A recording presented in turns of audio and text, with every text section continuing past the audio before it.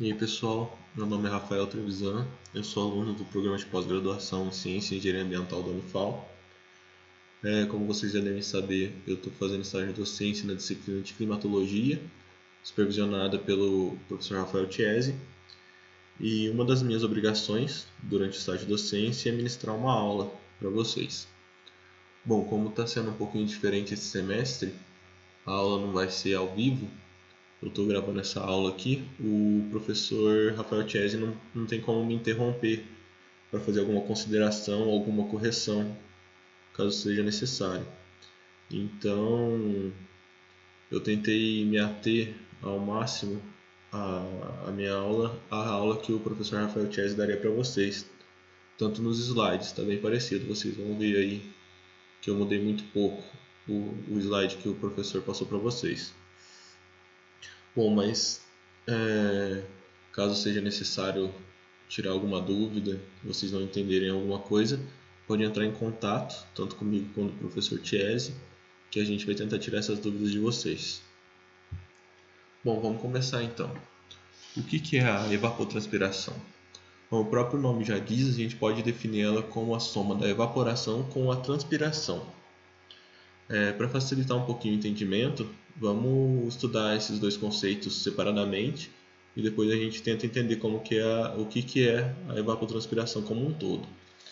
Bom, primeiro, o que seria a evaporação? É o processo físico que uma substância do estado líquido passa para o estado gasoso, para o estado de vapor. E a transpiração?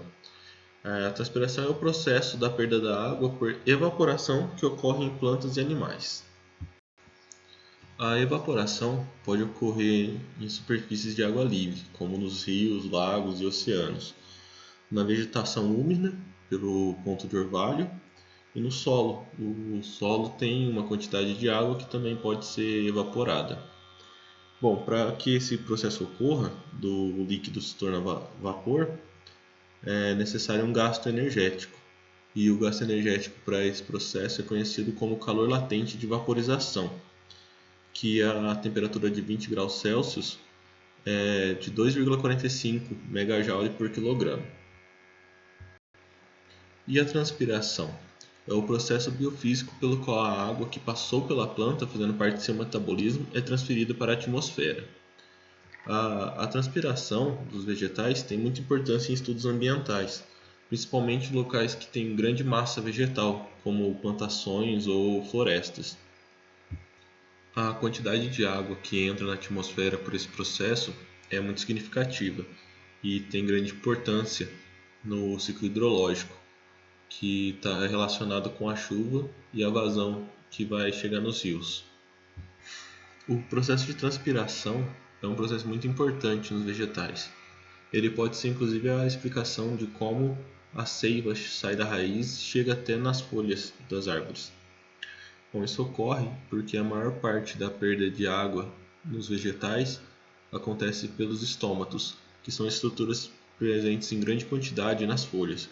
Dessa forma, há um desequilíbrio hídrico no sistema solo-planta-atmosfera, de forma que esse desequilíbrio desloca essa água contendo os nutrientes da seiva da raiz até as folhas. Esse potencial hídrico pode ser medido e alguns valores médios estão presentes na figura aqui do lado, do solo, da raiz, da folha e da atmosfera. Como é praticamente impossível se distinguir o vapor d'água proveniente da evaporação da água do solo e da transpiração das plantas, a evapotranspiração é definida como sendo o processo simultâneo de transferência da água para a atmosfera por evaporação da água do solo e da vegetação úmida e pela transpiração das plantas. Dos fatores climáticos meteorológicos importantes para o estudo da evapotranspiração estão o saldo de radiação, que é a principal fonte de energia da evapotranspiração, a temperatura do ar, que o aumento da temperatura aumenta o déficit de saturação, aumentando a quantidade de água que vai para a atmosfera por evapotranspiração, a umidade relativa, que ao contrário da temperatura, o aumento da umidade relativa diminui a demanda evaporativa, Pois quanto maior a quantidade de vapor d'água na atmosfera, menor é a quantidade que vai ser transferida pela evapotranspiração. E por último, pelo vento, que é responsável pelo transporte horizontal e a remoção do vapor d'água. O efeito combinado desses fatores define a demanda atmosférica por vapor d'água. Os fatores que influenciam na evapotranspiração ligados aos organismos vegetais são a espécie, que dependendo da espécie vai ser uma morfologia, uma fisionomia e uma anatomia diferente. O coeficiente de reflexão, que está relacionado com o albedo e diretamente relacionado com a disponibilidade de energia que a planta vai ter para realizar a evapotranspiração. Depois vem o estágio de desenvolvimento da planta, que tem muito a ver com o tamanho das folhas. Quanto maior a folha, maior a superfície de transpiração da planta. Depois a altura do vegetal. Quanto maior a interação da planta com a atmosfera, maior a evapotranspiração. E por último, a profundidade do sistema radicular. Quanto maior o volume de solo explorado pelas raízes, que visa suprir a demanda evaporativa do vegetal. Bom, para finalizar, os fatores determinantes da evapotranspiração, existem os fatores relacionados ao manejo da cultura e do solo. O primeiro é a densidade de plantio, que pode gerar competição entre os indivíduos. O espaçamento menor aumenta a competição pela água e gera aprofundamento do sistema radicular. A orientação do plantio e o impedimento físico-químico, que é a limitação do crescimento radicular da vegetação. Vamos agora entrar nos conceitos da evapotranspiração. Inicialmente, a evapotranspiração potencial ou evapotranspiração de referência, que é a quantidade de água que seria utilizada por uma extensa superfície vegetada com a vegetação rasteira, normalmente é um gramado, com altura entre 8 e 15 centímetros e AF de 3 metros quadrados por metro quadrado e albedo de 23, em um crescimento ativo cobrindo totalmente a superfície do solo e sem restrição hídrica. O experimento realizado para fazer essa quantificação está apresentado na imagem aí do lado. Como na determinação da evapotranspiração potencial, os parâmetros do ambiente são fixados, ela é limitada somente pelo balanço vertical de energia. Dessa forma, ela pode ser usada como referência quando se quer conhecer a evapotranspiração para condições fora do valor de um padrão pré-estabelecido. Então, ela é usada como indicativo da demanda evapotranspirativa da atmosfera de um lugar num período específico. Seguindo com os conceitos da evapotranspiração, temos a evapotranspiração real, que ocorre independente das condições de contorno pré-definidas para a evapotranspiração de referência, podendo assumir valores menores, maiores ou até igual à evapotranspiração de referência.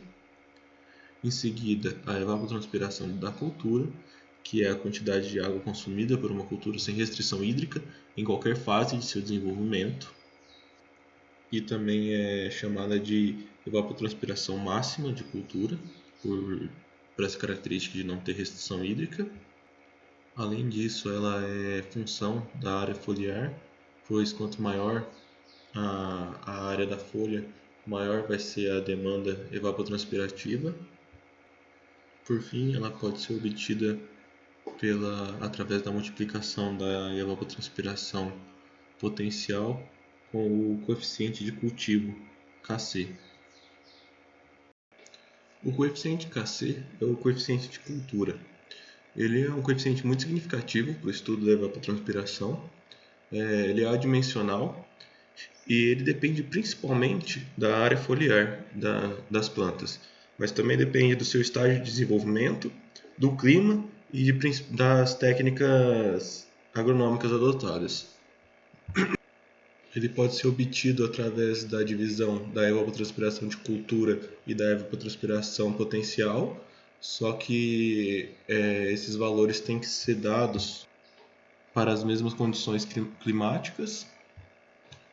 Para a maior parte das culturas, o Kc ele aumenta conforme o desenvolvimento da planta, até chegar no máximo, que é durante a fase de maturação, e depois ele entra em declínio. Aqui nós temos alguns gráficos ilustrando o que eu falei. Nesse primeiro gráfico, o Kc vai aumentando durante a fase de desenvolvimento da planta, até chegar na fase de maturação, e depois da fase de maturação ele entra em declínio. Isso acontece principalmente para culturas anuais. Já em culturas perenes, ele atinge o máximo durante a fase de maturação e continua.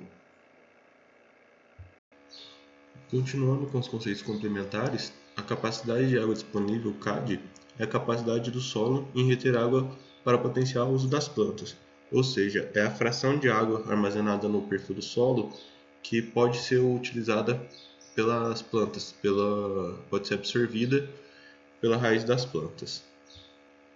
Ela é definida a partir do limite máximo e do limite mínimo, sendo o limite máximo a capacidade de campo, que é definida como o máximo de água que a camada do solo consegue armazenar sem que haja perda por percolação. E o ponto de murcha permanente é a porção de água que está retida sobre altas tensões, acima de 15 atm, e isso não permite a absorção dessa água pela raiz das plantas. Outra variável importante para calcular a capacidade de água disponível é a profundidade efetiva do sistema radicular, que é a profundidade que as raízes conseguem penetrar no solo. A capacidade de água disponível ela pode variar muito de acordo com o tipo de solo. E a água disponível é a água que está retida no solo que pode ser facilmente absorvida pela raiz das plantas, sem que haja um gasto extra de energia. Vamos falar agora da medição da evaporação e da evapotranspiração. Bom, para se fazer a medida direta da evaporação, são necessários o uso de tanques, reservatórios, onde seja possível medir o nível da água com uma precisão. Essas medidas nesses tanques têm sido utilizadas para estimar a evaporação de lagos e até mesmo de culturas, admitindo que haja uma relação entre elas. Existem alguns tipos de tanques. Os principais é o tanque classe A e o E20. Começando pelo tanque classe A, que é esse que está na imagem, ele é um tanque com uma profundidade de 25,5 centímetros e um diâmetro de 121 centímetros. Esse diâmetro dá uma área ali de 1,15 metros quadrados, descontando a parte central, que é onde está o parafuso de medição, que é o sistema utilizado para medir o nível da água com uma precisão boa. Ele é construído a partir de um tanque cilíndrico com uma chapa de ferro galvanizado ou inox e deve ser instalado a 15 cm do solo, sobre extrato de madeira, como a gente consegue ver ali, em solo gramado. O parafuso utilizado para medir o nível fica dentro de um tanque tranquilizador de 10 cm de diâmetro e a precisão desse parafuso é de 0,01 mm. Atualmente tem sido empregado sensores eletrônicos para fazer essa medição constante e facilitar a tomada de dados. O tanque E20 é um tanque cilíndrico com 5 metros de diâmetro, totalizando uma área de 20 metros quadrados com uma profundidade de 2 metros. Ele tem que ser instalado com uma borda de 7,5 cm do solo e o seu interior é pintado de branco, para evitar a absorção de radiação da luz do sol. A medição do nível da água também pode ser feita pelo parafuso micrométrico, que nem o tanque classe A, ou também por sensor eletrônico. A medição da evapotranspiração é muito difícil e muito trabalhosa. Dessa forma, ela geralmente é feita só em condições de experimentos. O instrumento utilizado para fazer essa medição é chamado de lisímetros, que é uma caixa impermeável contendo um volume de solo representativo da área que vai ser avaliada e com a cobertura vegetal que vai ser estudada. Esse volume de solo é irrigado constantemente e a medição é feita através do balanço hídrico desse volume de solo. Existem alguns tipos de lisímetros, eles podem ser de drenagem, de pesagem, de lençol freático constante, subirrigação e alguns outros. Aqui a gente tem um esquema de um lisímetro de drenagem. Essa parte aqui é a caixa permeável que contém o solo dentro, que eu estava explicando. E embaixo, geralmente é colocada brita fina para facilitar a percolação da água. Essa água passa por uma tubulação até chegar no coletor. Essa área aqui é a área de manutenção do lisímetro, onde o operador pode entrar aqui para fazer a leitura ou a coleta dessa água que é percolada. E sabendo a quantidade de água que foi irrigada aqui e a quantidade de água que chega no coletor que percola através do solo, é possível realizar o balanço hídrico e estimar a evapotranspiração. Como eu tinha dito, com esse esquema aqui dá para ter uma noção do trabalho que é fazer esse tipo de medição. Por isso que ela não é feita constantemente, só em casos experimentais mesmo. Aqui a gente tem a imagem da construção de um lisímetro de drenagem, para a gente ter uma noção do quão difícil o quão trabalhoso, o que justifica a utilização somente em casos experimentais. Esse aqui é um esquema de um lisímetro de pesagem. Ele é relativamente parecido com o lisímetro de drenagem que a gente estava vendo, só que aqui ele, em vez de coletar a água e fazer o balanço hídrico a partir disso, ele fica medindo a massa constantemente do solo com a água aqui, e o balanço hídrico é feito a partir do balanço de massa.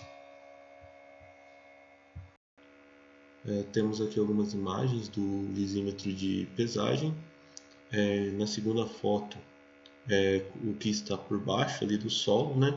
A gente tem como ter uma noção da complexidade. Tem as células de cargas que são utilizadas para medir a massa, para medir o peso ali do solo com a água, e o tanque coletor da água que é drenada. Vamos entrar agora na parte de como a gente consegue fazer a estimativa da evapotranspiração a partir dos valores medidos diretamente de evaporação. Inicialmente a gente vai fazer para a situação do tanque classe A. Nessa situação, é considerado que a água perdida para a atmosfera, a partir da superfície da água em contato livre, será maior do que a água que seria perdida por uma superfície vegetada. Já que fisicamente esse processo é o mesmo, eles dependem das mesmas condições meteorológicas. Então isso permite que a gente consiga gerar um coeficiente que relacione o valor de evaporação com o valor da evapotranspiração potencial. Nesse caso, o coeficiente é o Kp, que sempre vai ser menor do que 1, porque a gente considera que a evaporação que vai ocorrer numa superfície de água livre vai ser maior do que a da superfície vegetada. O Kp vai ser função da umidade relativa do ar, do vento e da bordadura do tanque. Bom, aqui a gente tem uma tabela com os valores estimados de Kp em função das variáveis que eu tinha falado, da umidade relativa, do vento e da bordadura, tanto para solo gramado quanto para solo nu, e o tamanho das bordaduras aqui. Vocês têm essa tabela na apostila, mas se quiserem pausar para dar uma olhada também. Agora vamos entrar na parte do método Torch-White, não tenho certeza se é assim que fala. Esse foi um dos primeiros métodos utilizados para se estimar a evapotranspiração. Nesse caso, ele estima a evapotranspiração potencial mensal. Inicialmente é feita por essa equação, que é uma equação empírica. Ela é função da temperatura média do mês analisado, do índice calorífico anual e do índice térmico regional. Vamos ver agora como é que a gente calcula os parâmetros da equação desse método. Inicialmente o parâmetro I, que depende da temperatura normal, ele é calculado através da soma dessas temperaturas nessa equação. O parâmetro A, que depende apenas do parâmetro I, que a gente acabou de ver. As equações são bem fáceis, colocando no Excel fica bem fácil de chegar nos resultados. E considerando que esse método faz a estimativa da evapotranspiração para uma condição padrão de 12 horas de insolação máxima por dia durante um mês de 30 dias, a gente tem que fazer uma correção. E a gente faz o cálculo desse fator de correção através do número de dias corretos que a gente tem no período que a gente está analisando e da insolação média no mês que a gente está fazendo também do período. Para achar a evapotranspiração potencial correta, então a gente só pega a equação do método e multiplica por esse fator de correção, e aí a gente já tem a evapotranspiração potencial que a gente está buscando. Aqui a gente tem a tabela com alguns valores desse parâmetro de correlação em função da latitude e do mês do ano. Você pode usar, por exemplo, para a latitude de 16 graus sul, você pode usar esses valores aqui para fazer essa correlação direta. Isso vai facilitar o cálculo de vocês. Vocês têm essa tabela na apostila, na página 93. Por fim, a gente tem esse outro método de estimativa de evapotranspiração. Vou tentar falar o nome, é Pennant-Montet. Esse é um método padrão usado pela FAO, que é Food and Agriculture Organization, que é uma organização associada à ONU. Esse método basicamente é calculado a partir dessa equação. Nesse caso, a evapotranspiração é estimada com uma referência diária, ao contrário do outro método que a gente estava vendo, que era uma estimativa mensal. Essa equação é função desses parâmetros que vocês podem pausar e ler, não vou ficar lendo para vocês, eu não vejo muito sentido nisso. Está tudo descrito aqui. Bom, acho que o que eu tinha que passar por esse capítulo, para essa aula, era isso. Como está sendo um método meio diferente de dar aula, espero que eu tenha conseguido suprir as expectativas do Thies e de vocês. Aí está meu e-mail, vocês podem entrar em contato se tiverem alguma dúvida, se precisarem de alguma coisa, ou pelo contato no WhatsApp, que está lá no grupo também, onde vocês já até entraram. Pode ficar à vontade e obrigado, é isso.